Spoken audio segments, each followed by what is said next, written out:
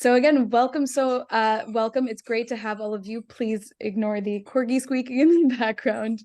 Didn't realize how much you really wanted to participate in this class.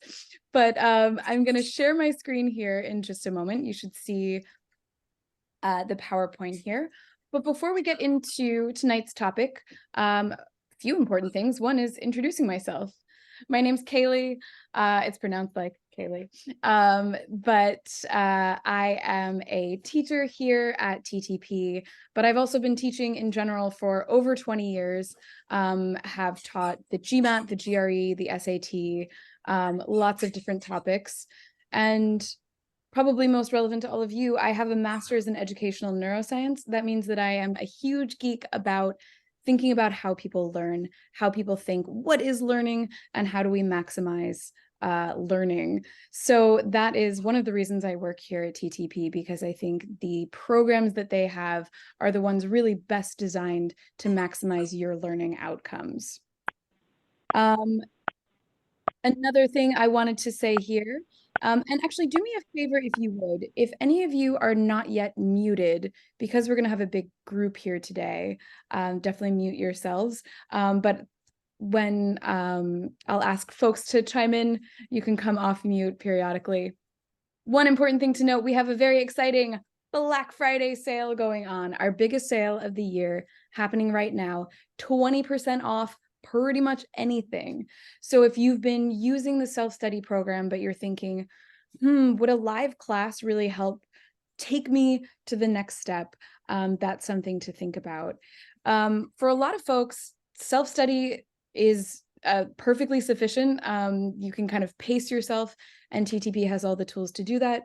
But as I see a few familiar faces in here, students who've taken my class before, and they can tell you that being in a class, you get the camaraderie of talking to other students. You can ask questions live, and you get some of those insights that only the experts have, the sort of cheat codes on how to avoid the tough work on problems. So just something to keep in mind there. Our agenda for this session, it's only an hour-long session, but I think we'll really be able to cover a lot. One thing that we'll cover is something that my students know I say every single time. It's the pen down process. It's what to do before you start working on the problem. But then we are going to dive in and do some problems that do involve some tricky setup and some tricky algebra, and knowing how to set it up the right way and where to get started. Also, as my students can tell you, I love just making dumb jokes at all times. So, did you guys know? There are only 3 types of people in the world: those who make math mistakes and those who don't. No, just kidding. Actually, in fact, there's only one type of person in the world: the type who makes math mistakes. We all make math mistakes, right? I make mistakes all the time. I am pretty much as expert as anyone could be on the GMAT, but that doesn't mean I'm perfect. I can get sloppy with my handwriting. I can get sloppy when I try to do more than one thing at once. So a lot of what I try to help people do is to set yourself up for success by minimizing those errors. Walter, you've got to stop, buddy. Dog sitting is really fun, but I didn't realize how much dogs really like to participate in meetings. So when we're setting up problems, we want to start by setting ourselves up for success and then minimizing mistakes as we go. So I want us to start with a tricky word problem of a type that probably a lot of you have seen before. You might have seen problems very similar to this. And just DM me when you have an answer. Go for it.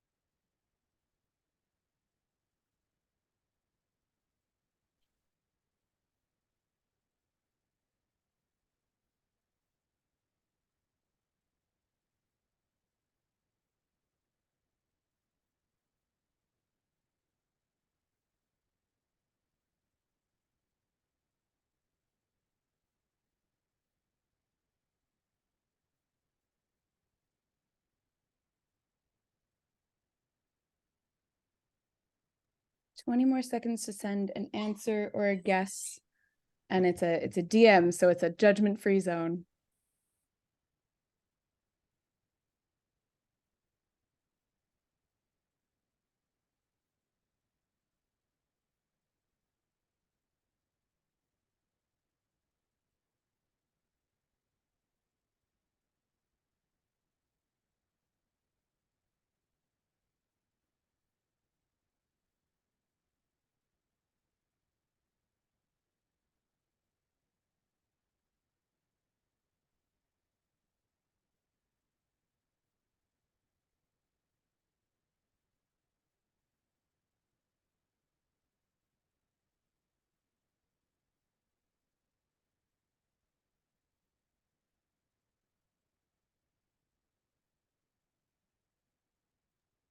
All right.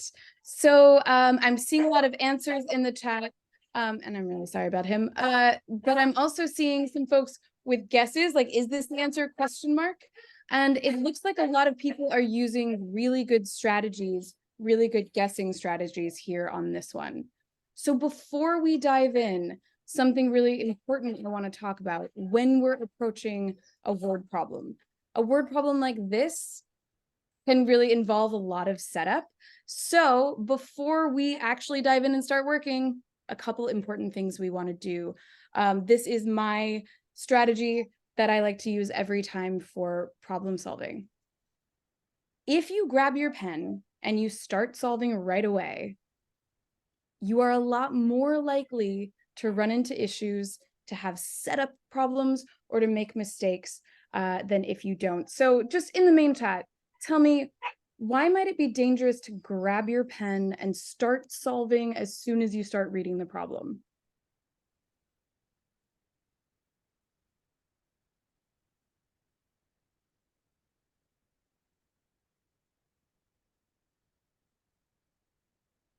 Misreading the question, exactly. That is the biggest mistake I see from students who know how to do algebra well. They set it up to solve for the wrong thing, or they miss a key piece and don't write down something. Issues in your methodology you don't catch until later. Yeah, I think that's a great one. Essentially, if you are reading and writing at the same time, your brain is doing two different processes. When it comes to the GMAT, just do one thing at a time. So what you want to do, especially with a complicated word problem, read the entire thing with your pen down. Treat it like a reading comp problem where you're just taking it all in, thinking about the entirety of what the problem is giving you. And then really define for yourself what the question is asking for. So on a problem like this in particular, we've got two people driving toward each other. Oh, and I should say, this is one very silly thing I do just to amuse myself when I write problems or adapt problems is I like to make all of the people in them have ridiculous Irish spellings as well. Just, makes me laugh. So this is Ashin and Parik are driving toward each other. In a problem like this, what do you think the number one mistake people make is? If they've set it up correctly and know how to do the math, what's a super common trap?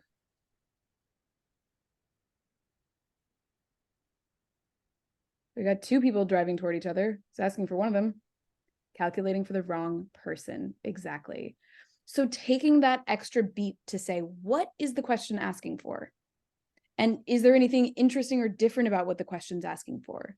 Sometimes it's those questions that might ask like, how old is Sarah in 3 years?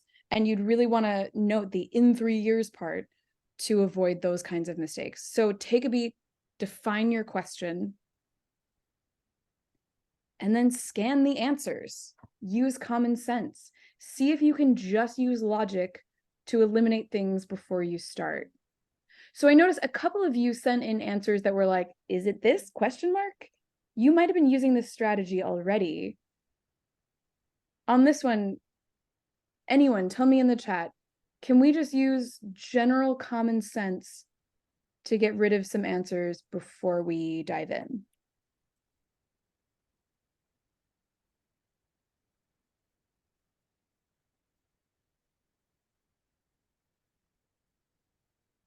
Yeah, so Ceilidh, I'm so sorry if I'm pronouncing your name correctly. Do you want to tell us? Or, oh yeah, Numaya had it in there as well.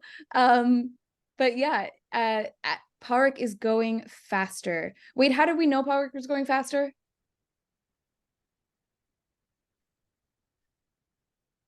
Taking less time, completing the trip in 3 hours and 20 minutes versus 5 hours. If Pádraic is faster and they're driving toward each other, well, if they were traveling at the same speed, they'd meet right in the middle. But if one's faster than the other, he's going to travel further. So we can eliminate anything that's 20 or under before we start.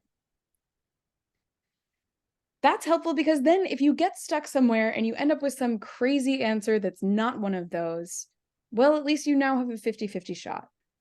Or let's say you do the math and you do somehow set it up incorrectly and you end up with an answer that was accidentally solving for Asheen. If on your paper you had already crossed out A, B, and C, you would be so much more likely to catch your mistake. And basically, you want to set yourself up to catch as many mistakes as possible when timing is a factor. So we can already narrow it down to D versus E. And then we want to ask ourselves, okay, what strategy do we want to use here? Algebra is quite often a strategy, but it's not the only one, even though it's the one we're going to be focusing on tonight. We won't go through all the other strategies, but just in the chat, on a problem like this, the trains driving toward each other, cars driving down the road kind of problems, are there strategies we could use besides the algebra? Eeny, meeny, miny, mo. It's always a strategy, maybe not always a good one.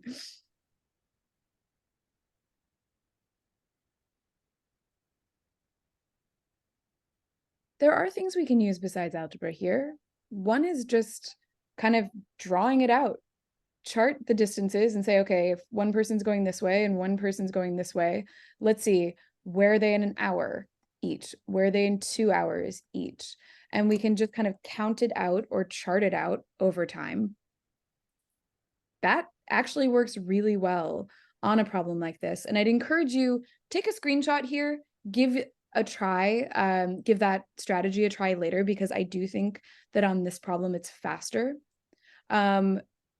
We are going to be focusing on the algebra here today, though, but it is important to note strategy is a choice. It shouldn't be that algebra is the default and then anything else like working backwards or picking your own numbers or drawing it out is a backup strategy. Your first strategy should be the fastest, most efficient one. And the only way that you're going to know what's fastest and most efficient is if, when you're practicing, you practice multiple ways. All right. So that's step 4. Step 5, of course, is then to solve carefully.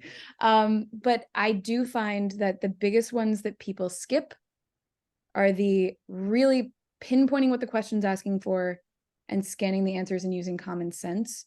Try to highlight those in your process more and more as you're practicing. So use logic before you use math. I don't care how good you are at math, unless you are an actual robot, your logic is probably better than your math. And on a lot of problem-solving problems, especially word problems, you can eliminate at least a few wrong answers using common sense. Not always, and I think especially not when there are variables in the answer choices or things like that, but I would say certainly on more than half of problems, you can eliminate at least 1 or 2 answer choices, and that makes a big difference. So let's come back to this one, because the name of the game here is how do we set things up algebraically when the algebra is complicated? For those of you who've been following the TTP course and you've done the chapters on rate problems, you probably know that we use this rate chart, rate times time equals distance. Do me a favor, if anyone is not muted, if you could just mute yourself. And then if you have a question, feel free to always hit the raise hand button. Always happy to take questions at any time. But if you're using a rate chart like this, here's where this sometimes gets difficult with algebra. So we're looking at Asheen and Parik, and we're saying, okay, Asheen is completing the 40-mile trip, so that's distance, in 5 hours, that's time. Okay, so his rate is 8, so 8 times 5 is 40, cool. And then Parik is doing the 40-mile trip in 3 hours and 20 minutes, so let's say 3 1/3, or in other words, 10 thirds hours. And okay, so that means his rate is 3/10. Okay, wait, hold on, that doesn't make any sense. I'm not setting that up correctly, not 3/10. See, everyone makes math mistakes. Tell me in the chat, what is Parik's rate? I'm acting like I'm doing a work problem where the total is 1. Yeah, that rate should be 12 miles an hour. But now here's the problem. What am I solving for? If you find yourself stuck once you set things up, it's very likely that you've done something like this where you've filled in a lot of stuff and it's all true, it's all correct, but now what? If you ever have the "but now what" feeling, step back and define the question. In this one, the question is asking, how many miles will Parik have traveled when he meets Asheen? So our question that we're trying to answer is a distance, and it's the distance for Parik. So here is my recommendation. If you decide, hey, I'm going to do the algebra, do not just start filling things in. The very first thing you should write after, you can set up the chart itself, sure. But the very first thing that you write in the chart should be your question. Start with defining that variable, that unknown. How many miles? Let's call that an unknown distance. Let's call that D.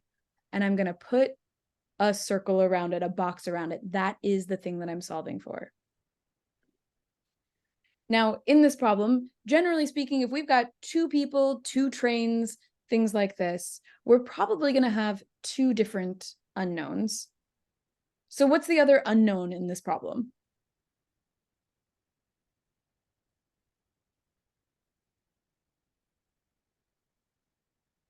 Right now, the distance traveled is unknown. But the other thing unknown is the time that it takes to get to that meeting point, not the overall completing the trip, but the time till when they meet. So I'm going to define that as my other variable, call that T for time. And then the thing I do know about Parik is that he does it in 3 hours and 20 minutes. In other words, I know that his rate is 12 miles an hour. So I start with the unknown I'm solving for, and then I work backwards from there. Then, if I have 2 variables, the cardinal rule is 2 variables, 2 equations. So now I think, well, what's my other relationship with those same 2 variables? When it comes to Asheen, I know his rate, right? He does the whole 40-mile trip in 5 hours, so we can say that his rate is 8. What about his time?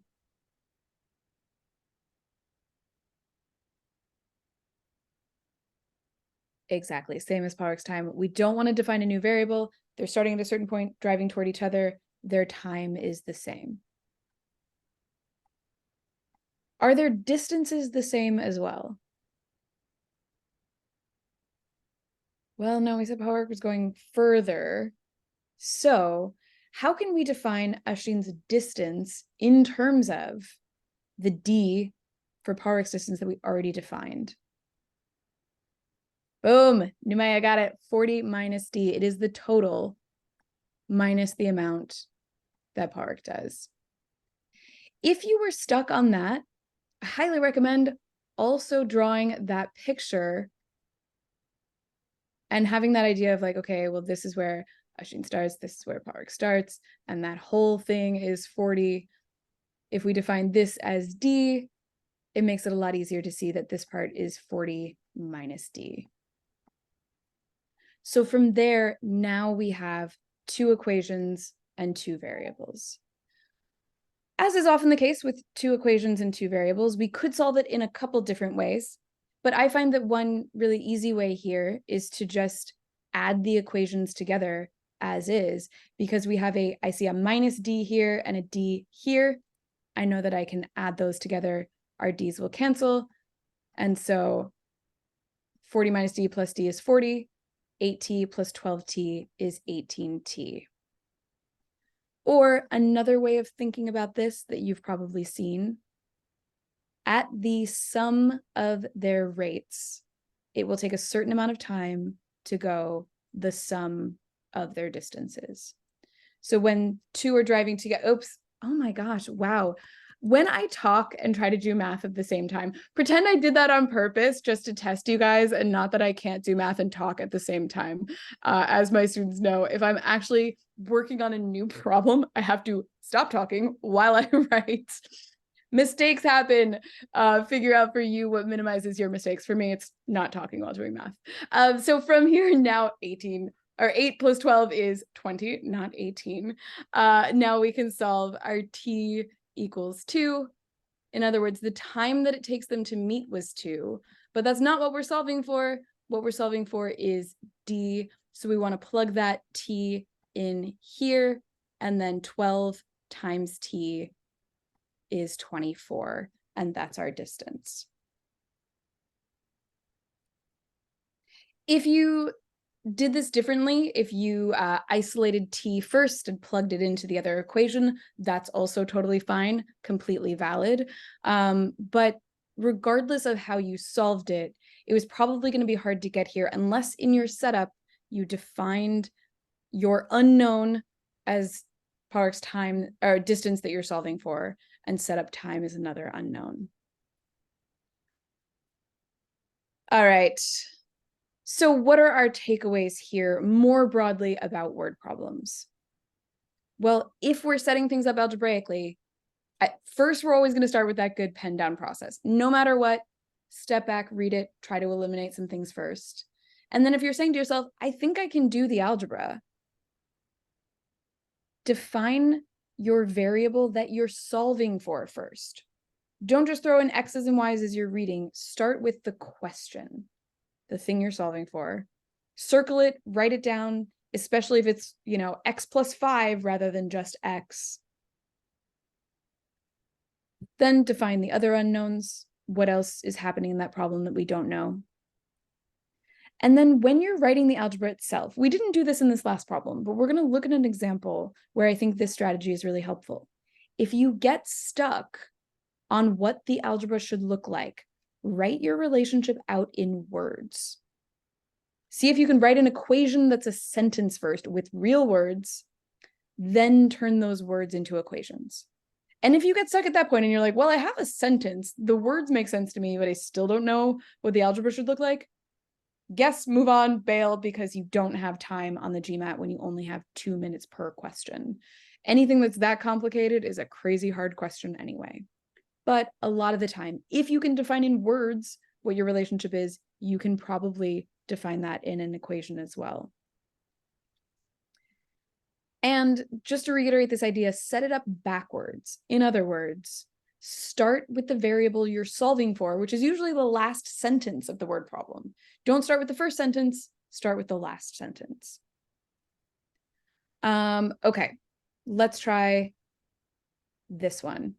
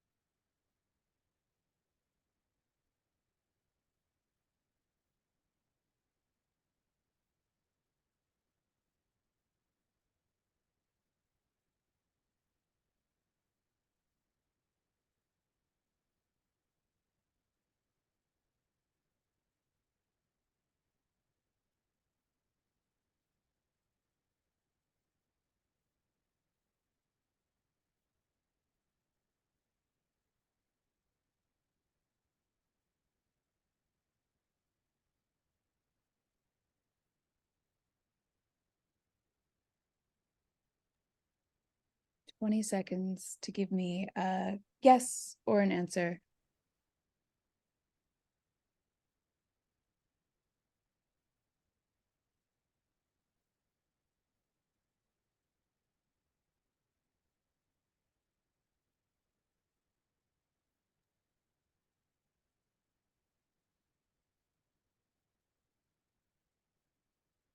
So looking at this question, there is something really tricky going on here.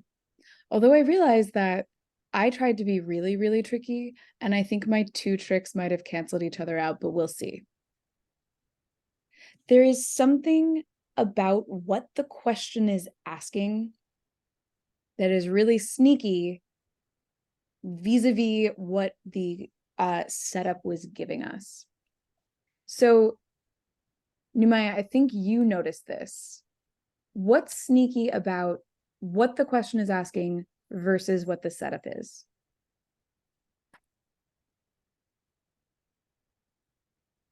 And feel free, you're welcome to hop on the mic if you want, or just tell us in the chat. Aha, total of n euros. Did you guys catch this? Total of n euros, meaning both of them together were given that n. But then what's the question asking for?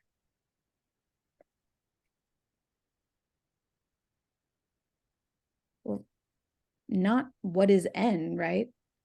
The question is asking what was the amount that they were each paid in advance individually. So if we want to define what this question is asking for, what is it asking for? Not n. It's asking for n over 2. If you were writing this down, you should write something like this.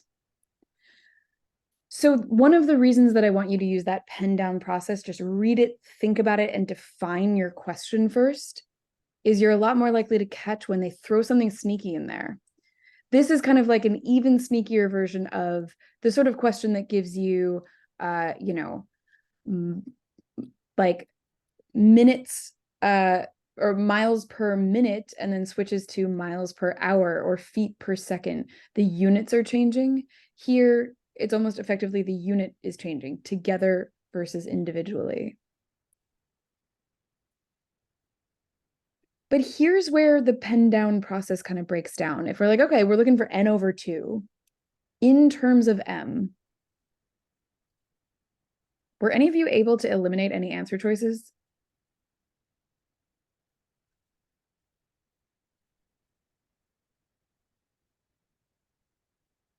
Definitely a lot harder to do when there are variables in the answer choices, right? That thing of using logic to eliminate things, much easier when we can picture real numbers in real life. Since we're thinking about this idea of n versus n over 2, I would maybe look for patterns. For example, there's a 5m and a 10m, and then a 6m and a 12m. So maybe one of those is the right answer and the other, this is what I like to call evil twins. It's like if one of them is the right answer and the other one's the trap, it's the evil twin of the right answer. So maybe 8m is less likely to be right, but we don't really have a lot to work with. I don't feel super confident eliminating anything there. What about other strategies? There's a strategy that we can often use when there are variables in the answer choices.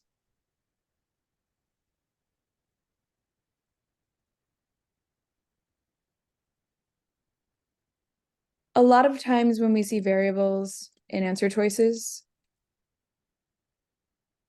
we can often pick our own numbers. It works most of the time. But did anyone try that here? Did anyone try like, let me just pick a number for n and a number for m? If you had tried that, and I recommend take a screenshot, try it at home, or try after this session, you probably are home. See what happens if you try to pick your own numbers. I'll tell you in advance, it doesn't quite work unless you're very lucky and happen to land upon numbers that work. You can pick your own numbers on problems where the two variables are not related to each other. It doesn't work when the variables have a predefined relationship.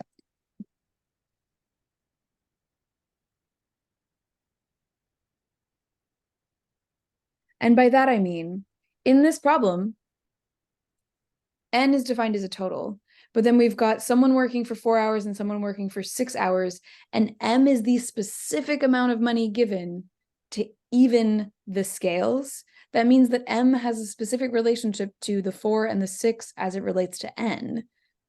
You're not probably going to just come up with the numbers that work there. So in this case, the algebra definitely works better than the picking, although picking works really well in a lot of other cases.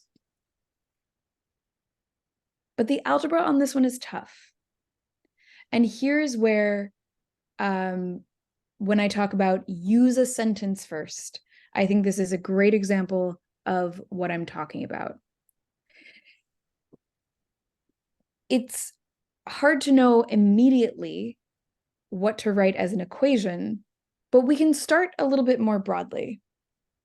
Here we have, our names are Blonid and Quiva. We know that we want to be in a situation where they would end up with the same hourly wage. So where I start in my head is to say, we've got Blonid's, and I'm just going to say B's amount given, and it's going to be divided by her number of hours. So in a general sense, that's how we define wage, right? The total amount you're given divided by the number of hours it takes. And then we do the same for the other side. Usually, as we're starting out, they're getting the same total.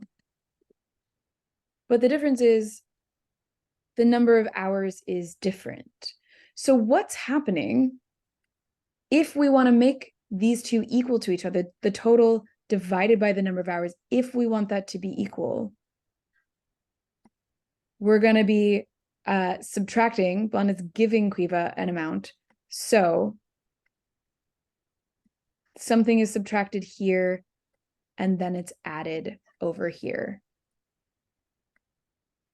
I write this out in some combination of words and variables at first, knowing, okay, this isn't an equation yet, it's a collection of words, but then I can now turn this into an equation. We want these to be equal. Well, B's total that she got originally, how do we know they were given the same amount of wage? So what we can infer in this problem is that if they were paid a total of n euros in advance collectively, it's implied that they split it, and then Blonde gave Quiva a certain amount of money to make it even. I guess it doesn't say that directly, and I do think that that's... I wrote this problem as a variation on a couple of official guide problems. An official guide problem might make that very, very clear. Sometimes they don't, though. Sometimes we just do have to infer if there's a total and we want their hourly wage to be the same. There's an amount that was split and then an amount that was equalized. So if the n euros in advance was the total, each one got n over 2 to start. Then we subtract from Blonid's and divide by her number of hours, which was 4. And we then set that equal to the n over 2 plus the m amount. Oh, I realized I said dollars here and euros there, which doesn't make any sense. I always try not to be too dollar centric, and so sometimes I change them and then I don't change all of them. Just notice that. Divided by 6 over here. We then can cross multiply and solve. So we've got 6 times n over 2. This would give us 3n minus 6m. We'd set that equal to 2n plus 4m. From here, simplify and solve. Subtract 2n from both sides. Add 6m to both sides. And we get n equals 10m, which we saw it is one of those answer choices here. But here's where it becomes really important to define our question before we start. In this one, we don't want to solve for n. We want n over 2 in terms of m. So we want 5m.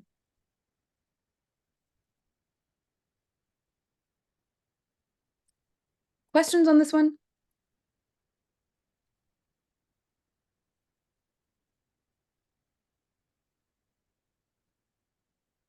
All right. So yeah, big takeaways here. Define the question, especially if there's something tricky, some shift between what they're giving us and what they're asking for. And then this idea here of write it in words first, and then if you can define it in words, you're a lot more likely to be able to then create equations from there. All right, let's try another one. Let me see which one I want to do next. I think we have time for, let's say, 2 more. So I want to see which would be the best one to give you next. Let's look at, yeah, I want to give you a hard one. I think this will make it fun. Okay, so give this one a try and try that idea, pen down, read it through, think about it first, and then try writing, whether you literally write it out or whether you just kind of think about it in these terms. Write the sentence that is your relationship first, then turn that into an equation. Go for it.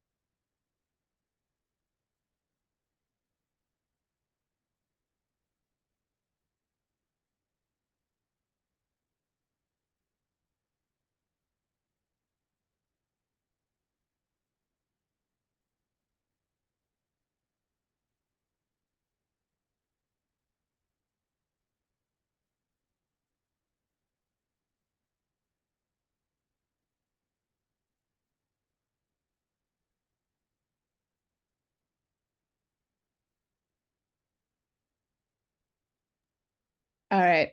So using good pen down process at first, it's asking how many weeks did Owen have originally to complete the manuscript? Is there anything tricky about the question? Asking for amount of time. There was the plan and then there was the actual, but I guess nothing too tricky is going on in the question itself, right? But the setup is complicated on this one. I think this is another one where it is tough. So we still want to use that process. When looking at the answer choices, I don't think that there are too many that we can eliminate just using logic alone. It's kind of hard to picture what the right answer is going to be. Here's what I would say. If all else being equal, or if you're going to guess and move on, don't know what else to do, it's probably not the super duper outlier, or even the kind of outlier. If you got a few that are clustered together and a few others that are quite a bit larger or smaller, guess one of the ones in the cluster. But beyond that, there isn't really much that we could do besides have like a gut feeling that maybe 48 feels like too many weeks. And maybe it's something less than that. But I don't know about you guys. My gut is not strong enough on this one. I have to do the math in some way here. Before we get to the algebra, is there an alternative strategy we could have used here besides the algebra? Tom, tell me about what you mean about ratios.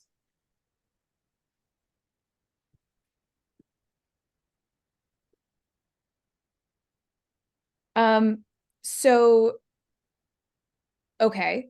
So you're saying that basically if we think of that as the ratio of 80 pages per week versus 72 pages per week, we could think of it in terms of kind of what would balance it. Is that how you set it up?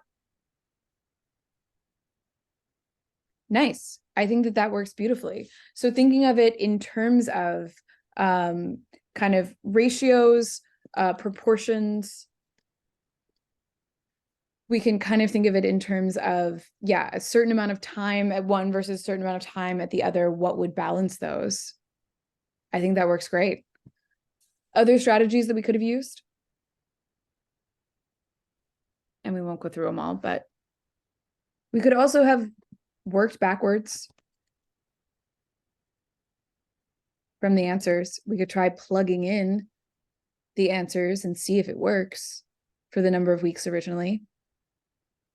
Start with, if we've got that cluster 10, 12, 15, maybe start with 12 and say, if that was the original total, well, then it would be 12 weeks times 80 pages per week that he planned, and do the math from there.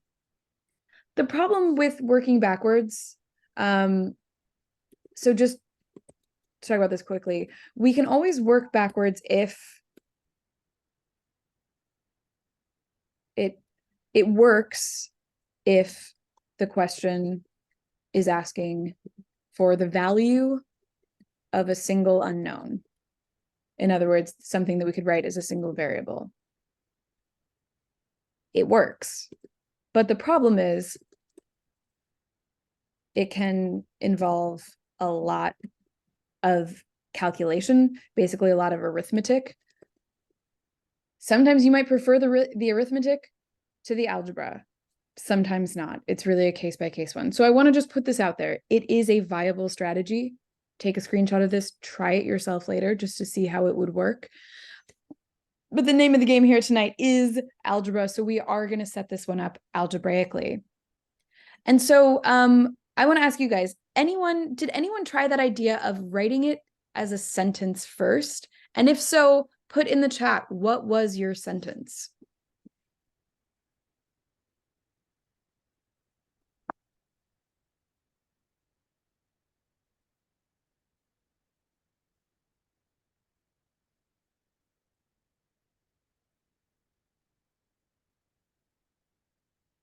No one tried this? You all just jumped to the perfect algebra right out of the gate. hey, in that case, you guys don't need me at all, right? No, that's all right. Sometimes you don't need that, but for the times that you do, let's talk about how we might do this. If we were thinking, okay, so sometimes it starts to be like, all right, it's got to be an equation somewhere. So what's equal to what? Well, we've got a before and an after kind of scenario, or in other words, a plan and an actual. So we've got our plan scenario, we've got our actual scenario. So in our plan, we plan to do 80 pages per week. So we could write it out in these terms, 80 pages per week.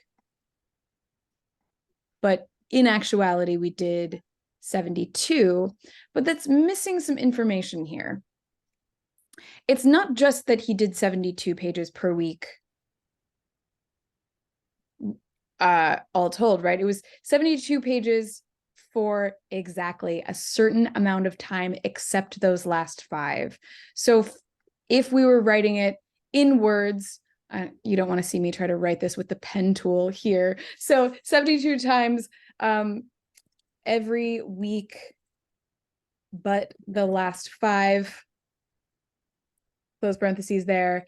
And then also there was a remaining 480 to catch up on in those last 5 weeks. But I don't even need to worry about that. I just need to say plus that 480 was what actually happened. So if we're converting that, I love what Jose was saying there of that t minus 5. So let's define our variables. How many weeks? We're looking for a unit of time. So I love the unit of time t. We'd write that down. T equals what? Where t is the original number of planned weeks. That's what we're looking for. So the plan was then 80 pages. This is really a rate problem. The rate at which he's working 80 pages per week times t number of weeks. Well, this right here should equal the total number of pages. If you want, you could write that out as 2 separate equations and say 80 times t equals p, where p is the total number of pages. Perfectly viable way to do that. But we could also shortcut that and say, we know that these 2 things are going to be equal to each other. The amount that the plan encompassed, and then what actually happened with the number of pages. So 80 times t would equal 72 times, that's our rate, times everything but the last 5 weeks. So t minus 5, and then plus 480.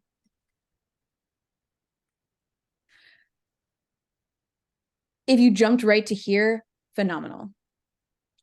Here's another sidebar. When you're feeling stuck, and even if you're feeling stuck on that idea of like, what's the sentence? Another way to think about that idea of define the sentence is define the core type of relationship. And by that, I mean, in this problem, this is a rate problem. Pages per week, weeks, total number of pages. So if you wrote down something like pages per week times number of weeks will equal the total number of pages. In other words, rate times time equals work, your output. This is really a rate work problem. So writing that out first might have helped, writing it out in these words might have helped, but hopefully you got to an equation that looked something like this, or it would be, of course, perfectly viable to have that written the other way, which is what he planned covered everything except for the last 480 pages, and then that was set equal to 72 times t minus 5. That also works beautifully. I'm going to shortcut the actual solving of this to the degree possible. In fact, I'll actually let you, since we only have 4 minutes left, trust that the actual multiplying and dividing, adding, subtracting, that part of it is one that you've at least sufficiently practiced on your own that you don't need me to show you that part. But you should, once you simplify, get down to t equals 15 as your answer. Now, I will say this is a time-consuming problem. This is not one that you can move through quickly. So when we're talking about other takeaways on a question like this, all of these strategies that we talked about, to come back to our takeaways about algebraic or algebraic setup here. When we're saying, okay, use good pen down process, define your variable, define your unknowns, write your relationship out in words, start with the question. This is all if you have time. If you can see what the relationship is, you can probably set it up and probably solve it. But that doesn't mean you can do all of those things in under 2 minutes, right? Most of us can't do these that quickly. So you have to decide for yourself, is it worth it? If you know that you've practiced these a lot, you've gotten pretty good at them, and yeah, they take you 2.5 minutes, but your accuracy is good, then just ask yourself where you can make up that time elsewhere. Maybe it's by skipping other things that you're less likely to get right, or maybe you've gotten sufficiently fast on other things that you do have the luxury of that 2.5 or 3 minutes to solve. Because, there are some questions that you can move through in a minute and a half. Not every question has to be exactly 2 minutes, right? But I do want to note that while we're talking about good process, it still sometimes is going to be the case that it's really the more strategic decision to just guess and move on with these. The other big takeaway, try every problem multiple times. You heard me say a bunch, like take a screenshot, try working backwards, try picking your own numbers. The more tools you have in your tool belt, the better you're going to know on test day which one to use. So when you're doing homework, when you're practicing at home, try every problem multiple times. You're not done just because you got the right answer. You're done when you've kind of wrung out all of the learning that you can get out of that problem. And one final takeaway here, just to reiterate, it's Black Friday sale time. So if you are interested in purchasing any TTP products, now is really the time to do that. It's the best price you'll get all year. And there are a couple of live classes starting. I have a live class starting next week. And then there are a couple other ones. My class is starting on December 6th. So that's a Tuesday, Thursday class. There's also one starting December 18th, and there'll be another one starting January 6th. These are all GMAT focus classes because, as you know, the GMAT is switching over to focus only.